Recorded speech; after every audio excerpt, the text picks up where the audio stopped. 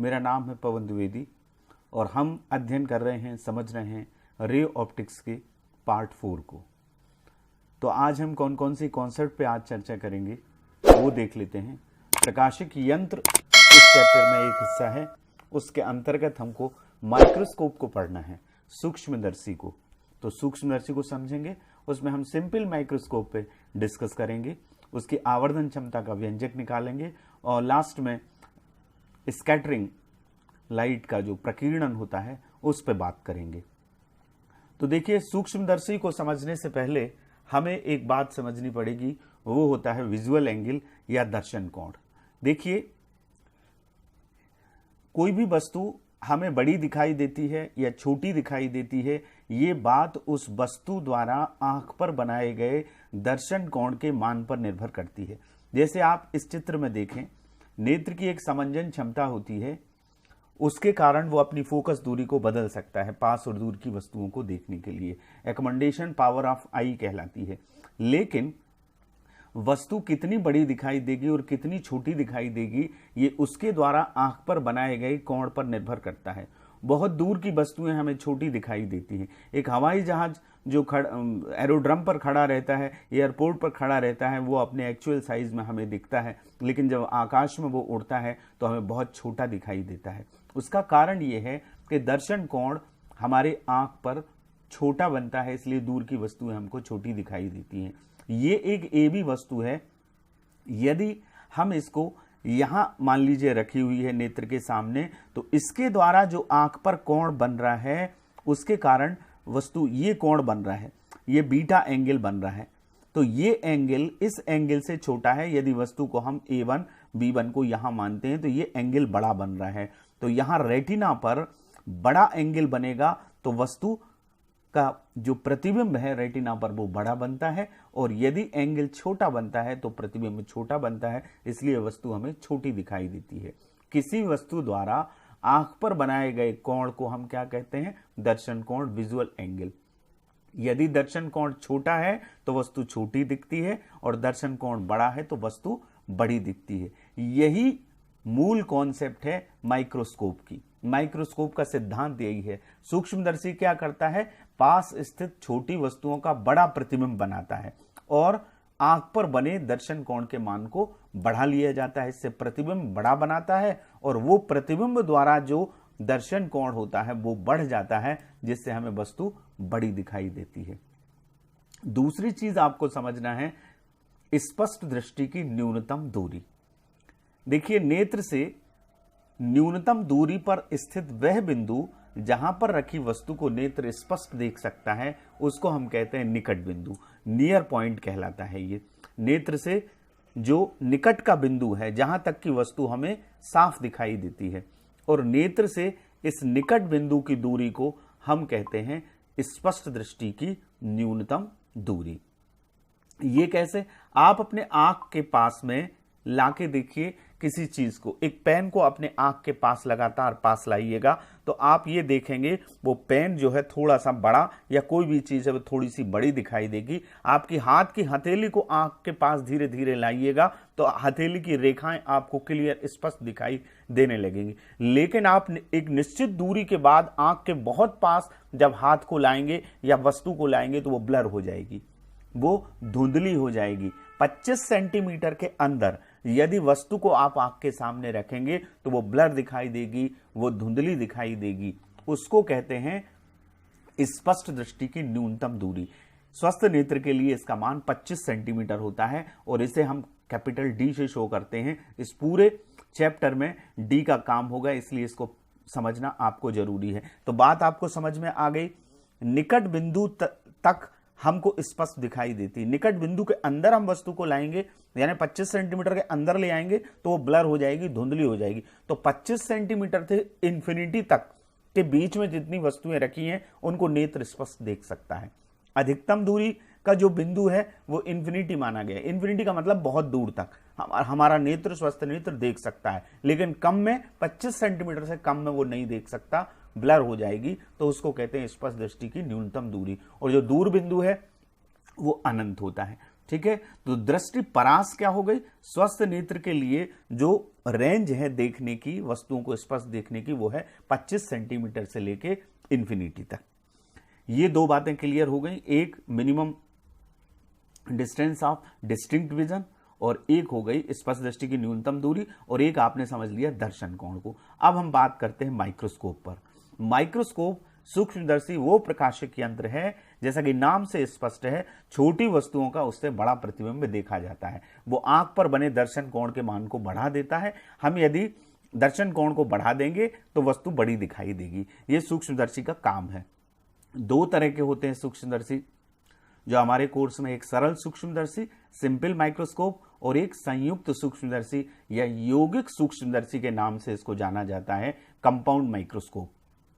Simple microscope एक simple magnifying glass है, एक उत्तल लेंस है, उसे हैंडल लगे फ्रेम में कस दिया जाता है। आपने ये देखा होगा, जो वॉच रिपेयर्स होते हैं वो अपनी आंख पर एक लेंस लगाए रहते हैं, या हमें अपने किताब के अक्षरों को बड़ा देखना है तो हम इस तरह के मैग्नीफाइंग लेंस का इस्तेमाल करते हैं। ये सिंपली एक कॉन्वेक्स लेंस है, एक उत्तल लेंस है, जिससे वस्तुएं बड़ी दिखाई देती हैं। उसकी छठवीं स्थिति आपने पढ़ी है कि यदि वस्तु O और F के बीच में होती है तो बड़ी दिखती है। और कंपाउंड माइक्रोस्कोप या संयुक्त सूक्ष्मदर्शी होता है जिसमें दो लेंसों का इस्तेमाल होता है या दो से अधिक लेंसों का इस्तेमाल होता है। ये कंपाउंड माइक्रोस्कोप है, ये और ये है सिंपल माइक्रोस्कोप।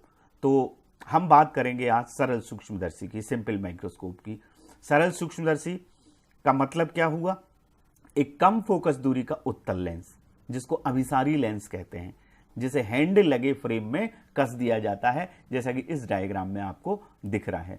ये सरल सूक्ष्मदर्शी कहलाता है। कम फोकस दूरी से मतलब जिसकी क्षमता ज्यादा हो। फोकस दूरी के व्युत्क्रम को हम लेंस की क्षमता कहते हैं। इसको रीडिंग लेंस भी कहा जाता है और इसको आवर्धक लेंस भी कहते हैं, मैग्नीफाइंग लेंस कहते हैं। ठीक है, ये तो सरल सूक्ष्मदर्शी की परिभाषा हुई कि कम फोकस दूरी या अधिक क्षमता का उत्तल लेंस, जिसे ऐसे फ्रेम में हम कस देते हैं, वो कहलाता है सरल सूक्ष्मदर्शी या सिंपल माइक्रोस्कोप। प्रिंसिपल क्या है जिसकी मैं बात कर रहा था? उत्तल लेंस के सामने 6 स्थितियों में प्रतिबिंब का बनना हमने किरण आरेख से समझा है। उसमें एक स्थिति होती है जबकि उत्तल लेंस के सामने कोई वस्तु उसके प्रकाशिक केंद्र और फोकस के बीच में स्थित हो।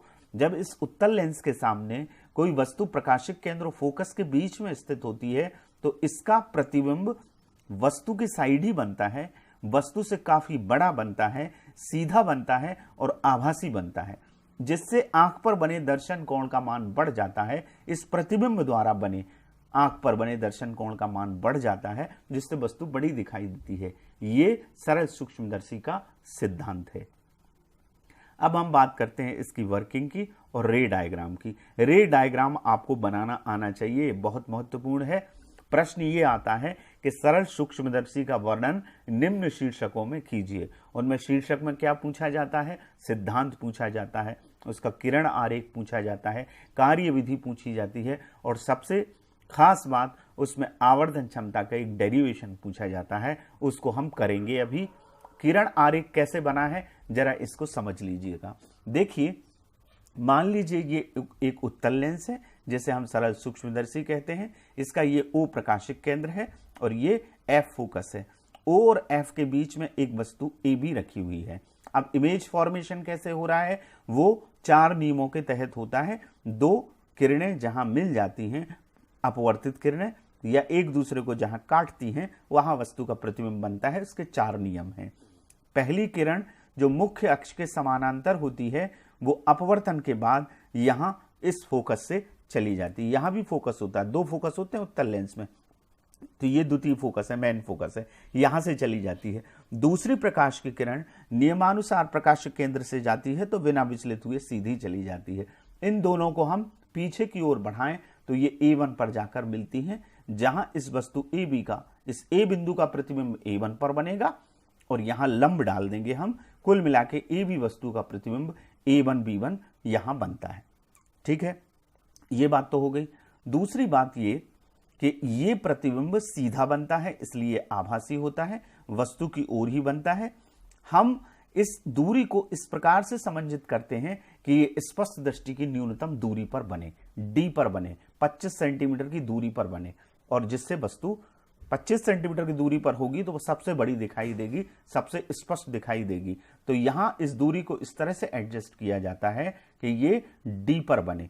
तो ए बी हमारी वस्तु है और A1 B1 हमारा प्रतिबिंब है। अब हम इसका डेरिवेशन करते हैं कि आवर्धन क्षमता होती क्या है। इसको कोणीय आवर्धन भी कहते हैं, एंगुलर मैग्निफिकेशन है ये। प्रतिबिंब द्वारा परिभाषा क्या है? प्रतिबिंब द्वारा नेत्र पर बनाए गए दर्शन कोण और स्पष्ट दृष्टि की न्यूनतम दूरी पर स्थित वस्तु द्वारा नेत्र पर बनाए गए दर्शन कोण के अनुपात को सूक्ष्मदर्शी की या सरल सूक्ष्मदर्शी की आवर्धन क्षमता कहते हैं। दर्शन कोण आपने अभी पढ़ लिया। पहली बात, ऊपर क्या आएगा? इस प्रतिबिंब के द्वारा आंख पर बनाया गया दर्शन कोण, आंख को लेंस के बहुत समीप रखा जाता है। हम ये मान के चलते हैं कि यहां पास से देखा जा रहा है, तो इस प्रतिबिंब द्वारा जो दर्शन कोण लेंस पर बनेगा वही नेत्र पर बना दर्शन कोण माना जाएगा। तो यहां ये दर्शन कोण बन रहा है इस प्रतिबिंब के द्वारा A1 B1 के द्वारा A1 O B1, और इसका नाम हमने क्या दिया है? बीटा। इस रे डायग्राम में आप देख रहे हैं, ठीक है। और यदि वस्तु को हमने क्या माना है? स्पष्ट दृष्टि की न्यूनतम दूरी पर। अब इस डायग्राम से मतलब नहीं है, मान लीजिए वस्तु डी पर रखी है, तो बिना इस लेंस की उपस्थिति के ये नेत्र पर कितना कोण बना रही है वो है अल्फा, ठीक है। बिना इस लेंस की उपस्थिति के डी पर यदि वस्तु स्थित है और वो कितना कोण बना रही है? अल्फा कोण बना रही है, वो कहलाता है न्यूनतम दूरी पर स्थित वस्तु द्वारा बनाया गया दर्शन कोण। इन दोनों के अनुपात को कहते हैं आवर्धन क्षमता। एक और बात, अल्फा और बीटा के मान ये बहुत छोटे होते हैं, ठीक है। ये अत्यंत छोटे होंगे तो अल्फा को हम ट्रीट करेंगे tan अल्फा की तरह। tan अल्फा से हम उसका मान निकाल सकते हैं, और बीटा लगभग बराबर होता है tan बीटा के। तो अल्फा हमने पहला फार्मूला लिखा परिभाषा से, बीटा अपॉन अल्फा। अल्फा और बीटा के मान बहुत छोटे होते हैं, तो बीटा की वैल्यू किसके बराबर होती है? लगभग बराबर tan बीटा के, और अल्फा की वैल्यू लगभग बराबर होती है approximate equal to tan alpha के। तो हम बीटा की जगह यहां लिख देंगे tan बीटा और अल्फा की जगह लिख देंगे tan अल्फा। तो हमारा इक्वेशन हो जाएगा m is equal to tan beta upon tan alpha. ये हमारा क्या आ गया? समीकरण 1 आ गया। अब देखिए, इस रे डायग्राम से हमें tan बीटा की वैल्यू निकालना है और tan अल्फा की वैल्यू निकालना है, ठीक है। तो tan बीटा कहां है? बीटा कोण कहां है? ये है। तो हम ये ट्राइंगल लेते हैं A2O B1, ठीक है। इसमें सबसे पहले हम अल्फा निकालें। ये कब? जब वस्तु को हमने कहां पर माना? स्पष्ट दृष्टि की न्यूनतम दूरी पर, ठीक है। लेंस की अनुपस्थिति में, इस सूक्ष्मदर्शी की अनुपस्थिति में हमें यह निकालना है कि यदि न्यूनतम दूरी पर वस्तु रखी है तो उसके द्वारा जो कोण बन रहा है, तब प्रतिबिंब द्वारा बनाया गया कोण उससे कितना गुना है, कितना बड़ा है। तो ये हमने माना कि ये डी पर रखी है, और जब डी पर रखी होती है लेंस की अनुपस्थिति में, तब कोण अल्फा बन रहा है। तो हमारा जो ट्राइंगल है वो कौन सा है? A2O B1, यहां अल्फा है, तो tan अल्फा निकालेंगे इससे, तो लंब बटे आधार। लंब क्या है इसका? A2B1। आधार क्या है इस त्रिभुज का? OB1, तो A2B1 अपॉन OB1। अब आप देखिए, A2B1 जस्ट इसके सामने है AB के, वस्तु के सामने है, जबकि वस्तु को हमने D पर माना है। तो A2B1 की वैल्यू AB के बराबर होगी, आमने सामने है, आयत है ये, तो AB के बराबर होगी। तो A2B1 की जगह हम क्या रख सकते हैं? AB रख सकते हैं। नीचे आधार वही का वही रहेगा, OB1। तो tan अल्फा की वैल्यू हमारे पास आ गई AB अपॉन OB1। अब हम tan बीटा निकालते हैं। tan बीटा निकालने के लिए, tan बीटा एक्चुअली में क्या है? कोण A1 OB1। ये प्रतिबिंब द्वारा नेत्र पर, लेंस पर बनाया गया, नेत्र पर बनाया गया दर्शन कोण है। लेकिन ये कोण A1 OB1 AOB के बराबर है। ये दोनों कोण बराबर हैं, तो AOB ट्राइंगल हम ले लें, तो ये है लंब AB और आधार है इसका OB। तो ये हो गया AB अपॉन OB। इससे tan बीटा निकल गया। ये tan अल्फा और tan बीटा के मान हम समीकरण 1 में रख देंगे। जब समीकरण 1 में हम वैल्यू रखेंगे तो ऊपर आएगा बच्चों ये tan बीटा का मान AB अपॉन OB और नीचे आएगा tan अल्फा का मान AB अपॉन OB। अब ये बटे के नीचे बटे वाली संख्या है तो ये पलट जाएगी तो हमारा इक्वेशन हो जाएगा AB अपॉन OB। ये नीचे वाली संख्या को हमने पलट दिया, OB1 ऊपर आ गया और AB नीचे आ गया।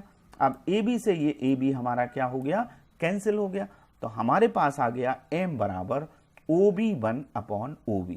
अब फिर आप डायग्राम देखिए, OB1 ये क्या है, स्पष्ट दृष्टि की न्यूनतम दूरी, D पर हमने इस वस्तु को माना है और प्रतिबिंब भी D पर बन रहा है, ठीक है। तो ये क्या है, OB1 माइनस D चिन्ह परिपाटी से।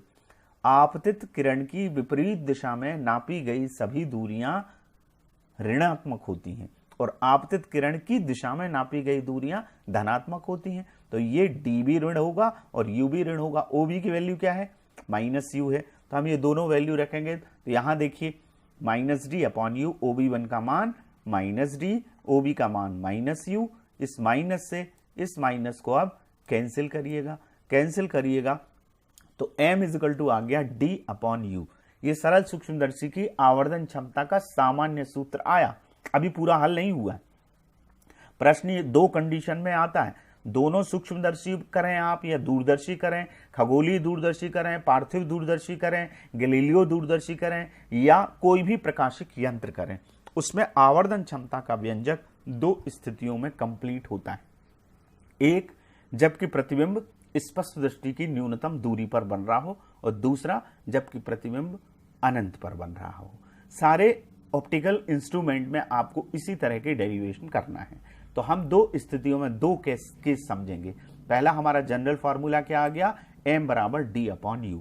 ये आपको समझ में आ गया कैसे, एक बार इसको रिवाइज कर ले। M बराबर बीटा अपॉन अल्फा डेफिनेशन से आया, बीटा और अल्फा बहुत छोटे होते हैं, तो बीटा की जगह हम लिखे tan बीटा, अल्फा की जगह लिखे tan अल्फा, ये इसमें मान रख दिया। दो ट्राइंगल से हमने tan अल्फा और tan बीटा का मान निकाला। tan अल्फा में केवल आपको ये करना है कि A2B1 AB के बराबर है, तो यहाँ AB लिख दीजिएगा। tan बीटा इस छोटे ट्राइंगल से आ जाएगा, मान रख दीजिएगा। OB1 की वैल्यू क्या है, माइनस D है, OB की माइनस U है। यहां तक हम आ गए, तो हमारा ये सामान्य सूत्र आ गया।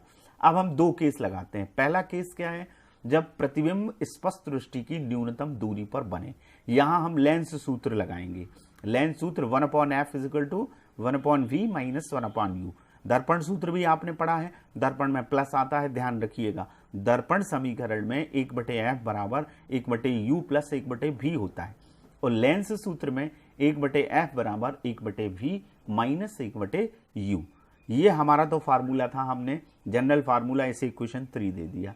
अब जबकि प्रतिबिंब स्पष्ट दृष्टि की न्यूनतम दूरी पर बन रहा है, D पर बन रहा है, तो प्रतिबिंब की दूरी को V कहते हैं, तो V की वैल्यू क्या हो गई, माइनस D, और U हमने इस तरफ लिया है तो ऋणात्मक U। अब लेंस सूत्र हम इसमें लगाएंगे, तो लेंस सूत्र क्या है, 1/f is equal to 1/v minus 1/u। अब F की जगह F ही रखाएगा, V की जगह हमने ये माइनस D रख दिया, U की जगह माइनस U रख दिया। दो माइनस आ गए, लिहाजा ये प्लस हो जाएगा। तो 1/f is equal to 1/-d plus 1/u। ध्यान रखिए D अपॉन U हमको लाना है, तो अब हम क्या कर सकते हैं, D का हमने दोनों पक्षों में यहां गुणा कर दिया इस समीकरण में, तो यहां D का गुणा हुआ तो ये D आया D अपॉन f, यहां D का गुणा हुआ तो D अपॉन माइनस D, यहां 1 में D का गुणा हुआ D अपॉन U। अब इस D से आप इस D को काटेंगे, यहां 1 आ जाएगा, किसका, माइनस का, माइनस का 1 आएगा, ये आ गया माइनस का 1, तो D by F is equal to हो जाएगा -1 प्लस D बाई U। इस 1 को इस तरफ ले आइए, तो D अपॉन एफ प्लस 1 और D अपॉन U, ये इक्वेशन 4 हो गया। अब देखिए D अपॉन U की वैल्यू यहाँ क्या है, M है 3 में, को इक्वेशन नंबर 3 और इक्वेशन नंबर 4 से आप D बटे U की जगह जब M लिख देंगे तो फाइनल हमारा फार्मूला आ जाएगा M is equal to 1 plus D by F. ये कहलाती है इस स्थिति में जबकि प्रतिबिंब D पर बन रहा हो, स्पष्ट दृष्टि की न्यूनतम दूरी पर बन रहा हो, जिसका ये डायग्राम ये रे डायग्राम बना हुआ है। यदि वस्तु को हम फोकस पर रखते हैं तो प्रतिबिंब अनंत पर बनता है, तब ये प्रकाश की किरणें सीधी जाती हैं और ये कहीं नहीं मिलती, अनंत पे जाके मिलेंगी, वहां प्रतिबिंब बनेगा। लेकिन बीटा और अल्फा वहां से भी बनेंगे। तो ये पहली कंडीशन, ये अधिकतम आवर्धन क्षमता। यदि ये पूछा जाता है प्रश्न में कि सरल सूक्ष्मदर्शी की अधिकतम आवर्धन क्षमता का व्यंजक ज्ञात कीजिए, तो आपको ये पहली वाली स्थिति करना है, m+d/f। ध्यान रखिएगा, ये जनरल फार्मूला है, सामान्य सूत्र है। इसके साथ एक कोई स्थिति आपसे पूछी जाएगी, या तो ये पूछी जाए और या हम अब दूसरी करने जा रहे हैं वो पूछी जाएगी। दूसरी स्थिति क्या है? जब प्रतिबिंब अनंत पर बने। तो अनंत पर प्रतिबिंब तब बनता है जब वस्तु फोकस पर होती है। इस स्थिति में u का मान क्या होगा? f होगा। ठीक है, जब f होगा तो ये हमारा जनरल फार्मूला था m बराबर d/u, तो u की जगह हम क्या रख देंगे? f रख देंगे। तो m बराबर क्या आ जाएगा? d/f। ये श्रांत नेत्र की अवस्था कहलाती है, रिलैक्स्ड आई कहलाती है इस कंडीशन में। तो m बराबर क्या आएगा? d/f। तो दो समीकरण हमारे आ गए, 1+d/f और d/f। दो स्थिति, दो केस हो गए। अब सरल सूक्ष्मदर्शी की जो अधिकतम आवर्धन क्षमता बताई मैंने वो ये है, जबकि प्रतिबिंब किस पर बन रहा है? डी पर बन रहा है। अधिकतम आवर्धन क्षमता यदि हम प्राप्त करना चाहते हैं तो इस सूत्र से d/f से या d/f से आप समझ सकते हैं कि f का मान क्या होना चाहिए? कम होना चाहिए। जब f का मान ये कम होगा, f नीचे है, तो m का मान क्या होगा? ज्यादा होगा। तो आवर्धन क्षमता बढ़ाने के लिए फोकस दूरी कम होनी चाहिए, कम से कम फोकस दूरी का लेंस हो, या हम ये कह सकते हैं कि उसकी क्षमता अधिक से अधिक होनी चाहिए। फोकस दूरी का कम होना या क्षमता का अधिक होना, पावर का अधिक होना एक ही बात है, क्योंकि पावर जो है लेंस की क्षमता की परिभाषा आपने पढ़ी है, पावर जो है फोकस दूरी के व्युत्क्रम के बराबर होती है। डायप्टर जिसका यूनिट होता है P = 1/f। ठीक है, यदि ये f मीटर में है तो, और यदि f सेंटीमीटर में है तो ये फार्मूला होता है P = पावर = 100/f। ठीक है, तो पावर और फोकस दूरी में रेसिप्रोकल संबंध है, फोकस दूरी कम है तो क्षमता ज्यादा होगी। तो हम ये कह सकते हैं कि अधिक क्षमता का लेंस होना चाहिए और नेत्र को लेंस के पास रखा जाना चाहिए। यदि हम आंख को लेंस के समीप रखेंगे तो हमें स्पष्ट और बड़ी वस्तु दिखाई देगी। ठीक है, ये सरल सूक्ष्मदर्शी की आवर्धन क्षमता का पूरा डेरिवेशन है। अब हम एक और बात करते हैं, एक और चीज पे डिस्कस करेंगे, वो है प्रकाश का प्रकीर्णन। प्रकीर्णन का जो शाब्दिक अर्थ है वो है बिखर जाना। प्रकाश का प्रकीर्णन माने प्रकाश का बिखर जाना। देखिए होता क्या है, जब सूर्य का प्रकाश होता है श्वेत प्रकाश, आप जानते हैं कि श्वेत प्रकाश 7 रंगों से मिलकर बना है। प्रिज्म से जब श्वेत प्रकाश को गुजारा जाता है तो वो अपने अवयवी 7 रंगों में विभक्त हो जाता है, जिसको हम विक्षेपण कहते हैं, डिस्पर्शन कहते हैं। प्रिज्म से विचलन भी होता है और विक्षेपण भी होता है। ठीक है, तो 7 रंगों से मिलकर बना है श्वेत प्रकाश। लेकिन जब श्वेत प्रकाश पृथ्वी के वायुमंडल से गुजरता है तो वायुमंडल में बहुत सारी गैसेस हैं और गैस के छोटे छोटे अणु हैं। जब वो अणुओं से टकराता है तो विभिन्न दिशाओं में वो बिखर जाता है, और ये प्रोसेस, ये घटना कहलाती है प्रकाश का प्रकीर्णन। प्रकीर्णन के संबंध में वैज्ञानिक रेले ने बहुत काम किया। रेले ने और रमन इफेक्ट प्रकीर्णन पर आधारित है। प्रकीर्णन 2 प्रकार का होता है, एक प्रत्यास्थ और एक अप्रत्यास्थ। तो अप्रत्यास्थ प्रकीर्णन पर सीवी रमन साहब ने काम किया, भारतीय वैज्ञानिक ने, और उनके नाम से ही रमन इफेक्ट जाना जाता है। नोबेल प्राइज भी उनको मिला। खैर, हम बात करते हैं रेले की। हमारे कोर्स में रेले का नियम है। रेले का नियम क्या कहता है? वैज्ञानिक रेले के अनुसार प्रकीर्णित प्रकाश की तीव्रता, जो बिखर रहा है प्रकाश, उसकी तीव्रता, इंटेंसिटी, आपतित प्रकाश की तरंग दैर्घ्य की 4th पावर, चतुर्थ घात के व्युत्क्रमानुपाती होती है।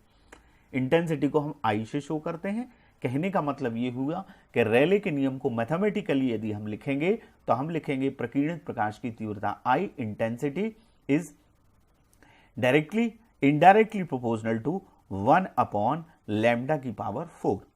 इसका साधारण सा मतलब ये हुआ कि लैम्डा ज्यादा है तो आई कम होगा, और कम लैम्डा है तो आई ज्यादा होगा।